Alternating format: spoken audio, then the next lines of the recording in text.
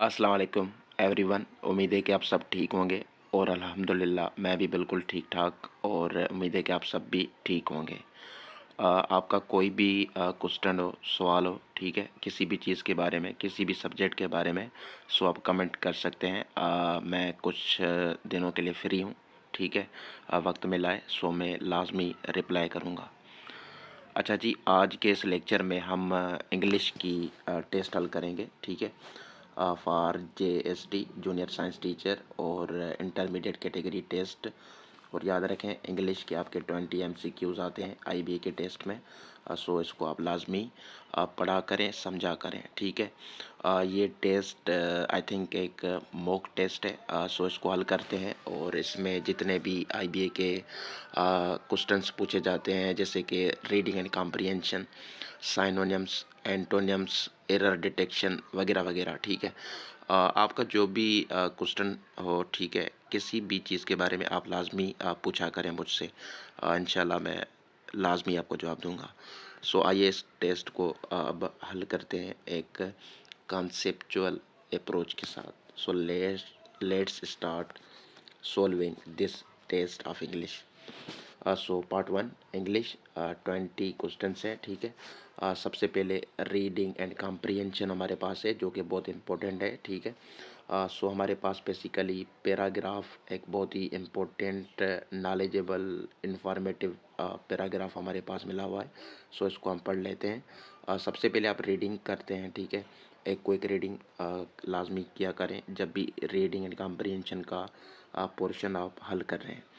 सो मैं तो मतलब कि समझाता जाऊंगा आपको, कोई रीडिंग नहीं दूंगा क्योंकि मुझे समझाना है, ठीक है। सो देखें पैराग्राफ क्या क्या हमारे पास बोल रहा है। पैराग्राफ में मिला हुआ है बेसिकली। पैराग्राफ हमारे पास ये क्लाइमेट चेंज के बारे में, ठीक है। किसके बारे में है? Climate change. Climate change Pakistan में एक सीरियस इशू चल रहा है, ठीक है। न सिर्फ पाकिस्तान में बल्कि पूरी दुनिया में, क्योंकि टेक्नोलॉजी बढ़ गई है, इंडस्ट्रीज़ बढ़ गई है, इंसानों की हरकतें, एक्टिविटीज़ वगैरह बढ़ गई हैं, ठीक है। सो इसी वजह से जो आपके ग्रीन हाउस गैसेस हैं उसकी वजह से आपका जो माहौल है, ठीक है, वेदर पैटर्न्स हैं या जो भी चीज़ें हैं वो उस पर बहुत सारा उसका इम्पेक्ट असर पड़ रहा है और इनडायरेक्टली वो हमें ही नुकसान पहुंचा रही है। So basically this is all about climate change. So let's start, ठीक है। सबसे पहले हम पैराग्राफ को समझते हैं फिर इसके MCQs को हल करते हैं। सो देखें क्या रहा है paragraph. Climate change refers to long term shifts in temperatures and weather patterns. Climate change की ये डेफिनेशन बता रहा है कि क्लाइमेट चेंज का मतलब क्या है। क्लाइमेट चेंज में लॉन्ग टर्म शिफ्ट आती हैं, किस में? टेम्परेचर में और वेदर के जो पैटर्न्स हैं, ठीक है, उसमें। While such shifts can be natural, human activities have been the main driver of climate change, ठीक है जी। अब क्या कह रहा है? कह रहा है while such shifts can be natural. कह रहा है कि ये जो शिफ्ट्स हैं, ठीक है, टेम्परेचर्स में या वेदर पैटर्न्स में, ये नेचुरल भी हो सकते हैं, ठीक है, कुदरती लेवल पर। फिर क्या कह रहा है आगे, कामा लगाकर बोल रहा है ह्यूमन एक्टिविटीज़ के जो इंसानों की सरगर्मियाँ हैं, ठीक है, have been the main driver, ठीक है, ऑफ क्लाइमेट चेंज। मतलब कि इस पैराग्राफ में जो मेन रीज़न काज बताया जा रहा है क्लाइमेट चेंज का, वो कौन बता रहा है? ह्यूमन की एक्टिविटीज़ को बताया जा रहा है, ठीक है। इंसानों की सरगर्मियों की वजह से हमारी जो क्लाइमेट है वो उसमें चेंजिंग आ रही है, ठीक है जी। सो ये पॉइंट लाजमी नोट करें। सिंस द 80s से लेकर ह्यूमन एक्टिविटीज़ जो है ना मेजर ड्राइवर है क्लाइमेट चेंज का, मतलब उसकी वजह से हो रही हैं चीज़ें। Primarily due to the burning of fossil fuels. अब रीज़न बता रहा है कैसे, ठीक है। किस वजह से? Burning of fossil fuels. जो हम फॉसिल फ्यूल्स होते हैं उसको बर्न करते हैं हम ह्यूमंस, ठीक है। अब फॉसिल फ्यूल्स में क्या क्या चीज़ें आती हैं, जैसे कोल हो गया, ऑयल हो गया और गैस हो गया, ठीक है। सो इसको हम बर्न कर रहे हैं। दीज एक्टिविटीज़, ये जो एक्टिविटीज़ हैं, इंक्रीज दी कंसंट्रेशन मतलब मिकदार बढ़ाती हैं किसकी, ग्रीन हाउस गैसेस की, ठीक है, जिसमें कार्बन डाइऑक्साइड नुमाया है आपकी ग्रीन हाउस गैसेस, ठीक है, इन दी एटमॉस्फेयर। सो एटमॉस्फेयर में इन कामों की वजह से, ह्यूमन एक्टिविटीज़ की वजह से ग्रीन हाउस की जो कंसंट्रेशन है, मिकदार है, बढ़ रही है, ठीक है, जिसकी वजह से क्या हो रहा है, लीडिंग टू ग्लोबल वार्मिंग हो रही है, ठीक है, मतलब अर्थ का टेम्परेचर बढ़ रहा है। फिर कह रहा है द इफ़ेक्ट्स, अब क्या बता रहा है, उसके इफ़ेक्ट्स असरात बता रहा है, ठीक है, the effects of climate change के जो असरात हैं, जिसमें क्या क्या चीज़ें शामिल है वो आप नोट करें, ठीक है, ये आपको जो MCQs है उसको हल करने में हेल्प करेंगे।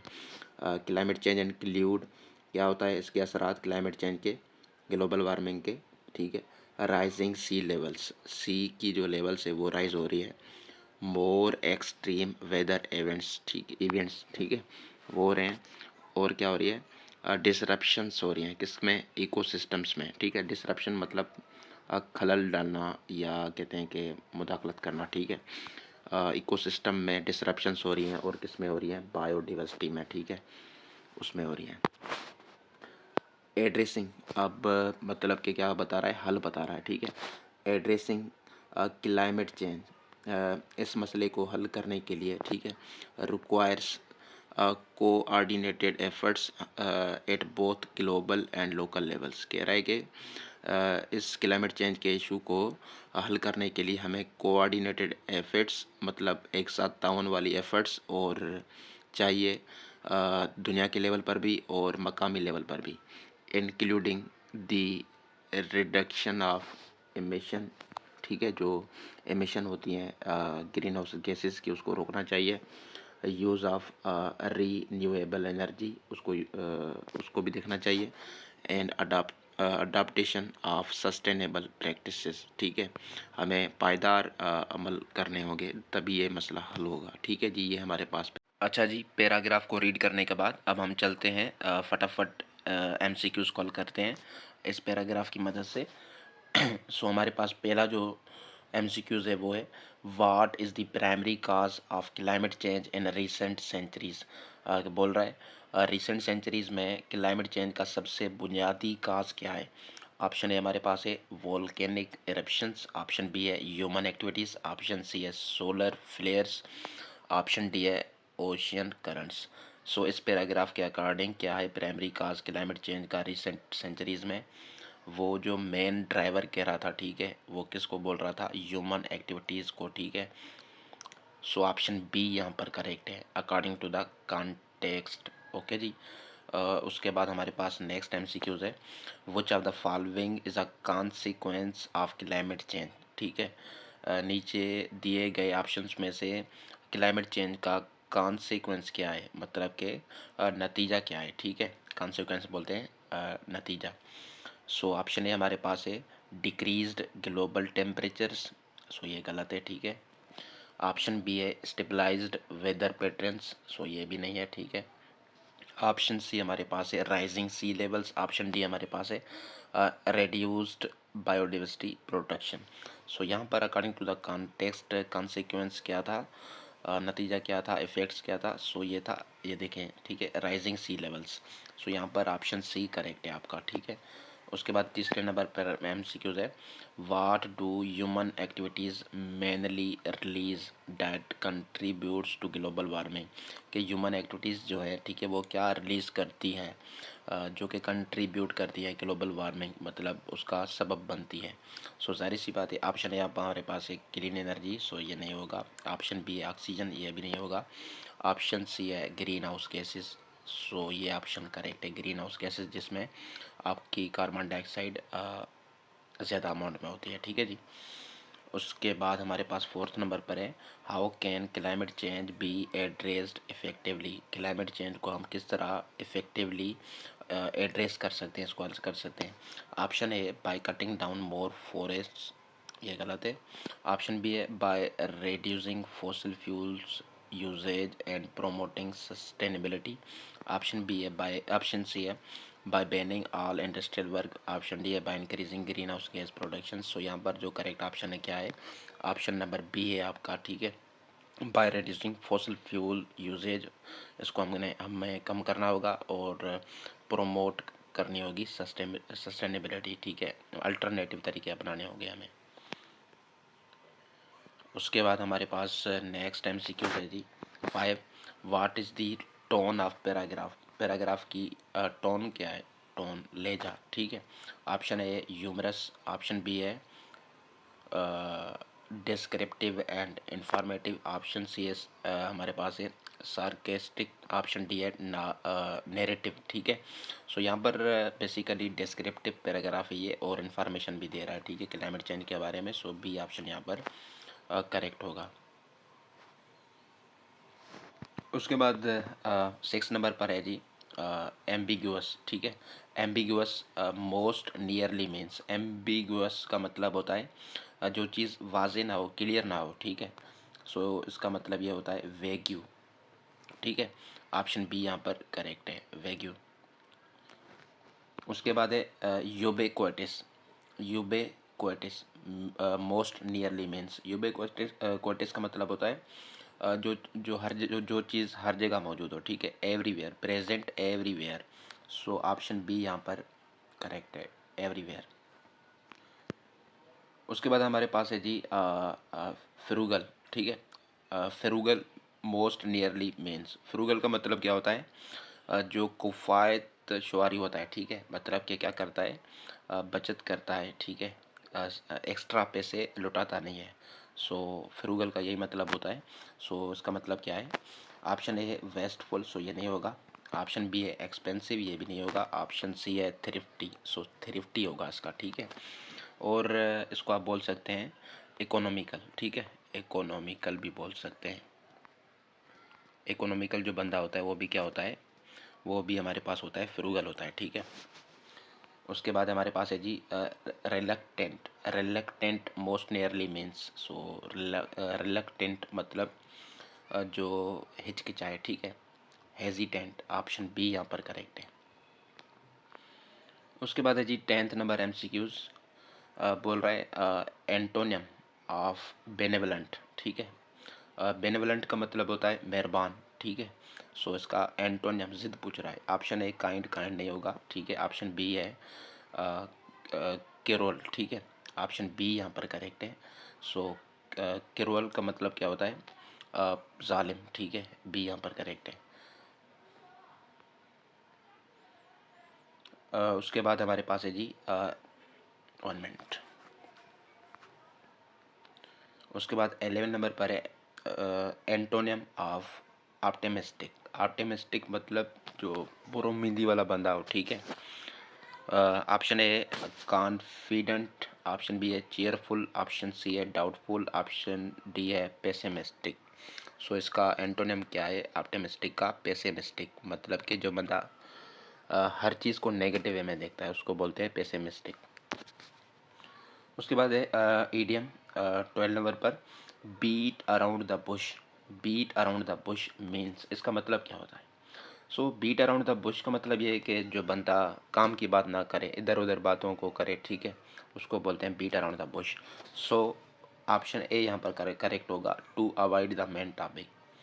सो option A is correct, to avoid the main topic, इसका मतलब होता है बीट अराउंड द बुश। उसके बाद हमारे पास है जी एनोलॉजी के एमसीक्यूज हैं, ठीक है। सो ये हमारे पास किसका एमसीक्यूज है 13 नंबर एनोलॉजी, ठीक है। बोल रहा है एप्पल मतलब है फ्रूट, ठीक है। सो कैरेट क्या है, कैरेट, ठीक है। सो कैरेट क्या है हमारे पास, वेजिटेबल है, ठीक है जी। सो ऑप्शन सी यहाँ पर करेक्ट है। उसके बाद बोल रहा है choose the correct sentence, correct sentence हमने चूज़ करना है। ऑप्शन ए हमारे पास है he go to school every day, गलत है भाई। ऑप्शन बी है he goes to school every day, so ये करेक्ट ऑप्शन है आपका, ठीक है, he goes to school every day, क्योंकि सिंगुलर सब्जेक्ट है तो सिंगुलर वर्ब लगेगी और वर्ब के साथ एस या इस डालेंगे हम। उसके बाद 15 नंबर पर आइडेंटिफाई द एरर, ठीक है, एरर को ढूंढें। She do not want to come with us, so error कहाँ पर है, एरर है हमारे पास डू नॉट में, ठीक है। यहाँ पर डू नॉट नहीं होगा बल्कि क्या होगा, डज नॉट होगा, ठीक है। क्योंकि सिंगुलर सब्जेक्ट है हमारे पास इसलिए डज नॉट आएगा। सो ए में गलती है, ठीक है, ऑप्शन ए में। उसके बाद है जी correct the sentence the books is on the table. भाई गलत है, ठीक है। The books are on the table, the books are on the table. So ये करेक्ट ऑप्शन है आपका, सेकेंड नंबर। 17 नंबर है choose the correct sentence, choose the correct sentence. Each of the players are ready. So ये गलत है। Each of the players is ready. So ये आपका करेक्ट आंसर है, ठीक है। Each is followed by singular verb, याद रखें। Each of the players is ready होगा, आर नहीं होगा यहाँ पर। ईच, एवरी, ये अपने साथ सिंगुलर वर्ब लेते हैं। उसके बाद correct the sentence neither the boy नार हिज फ्रेंड्स इज रेडी। अब ये मैं समझा चुका हूँ कि नाइदर और नार आए, ठीक है। सो जो नार के बाद हमारे पास क्या आएगा, सब्जेक्ट आएगा, उसके मुताबिक हम क्या लगाएंगे, वर्ब लगाएंगे। अब नार के बाद है हिज फ्रेंड्स जो कि प्लूरल है। सो यहाँ पर लगा हुआ है सिंगुलर वर्ब, ठीक है। सो यहाँ पर क्या होगा, हिज फ्रेंड्स आर होगा, ठीक है। यहाँ पर क्या होगा, आर होगा। सो देखें मिस्टेक कहाँ पर है, ऑप्शन ए में है, ठीक है। इज नहीं होगा, आर होगा बल्कि। उसके बाद हमारे पास 19 नंबर MCQs है एनालॉजी का, ठीक है। Fire, fire is use for burning, burn, ठीक है। फायर मतलब आग जो होती है वो बर्न होती है। आइस क्या होती है, आइस मेल्ट होती है, ठीक है, पिघलती है। सो ऑप्शन बी यहाँ पर करेक्ट है। उसके बाद एनालॉजी का एक और क्वेश्चन है book, book is for reading, book reading के लिए होती है। और जो फोर्क है, ठीक है, फोर्क मतलब जो कांटा नहीं होता जिससे हम खाना खाते हैं, ठीक है, वाइल ईटिंग। सो फोर्क किसके लिए इस्तेमाल होता है, कुकिंग के लिए, स्पून है, मील है, ईट है, क्या है। सो ये ईटिंग के लिए इस्तेमाल होता है, ठीक है। ऑप्शन ए यहाँ पर करेक्ट है। So thank you.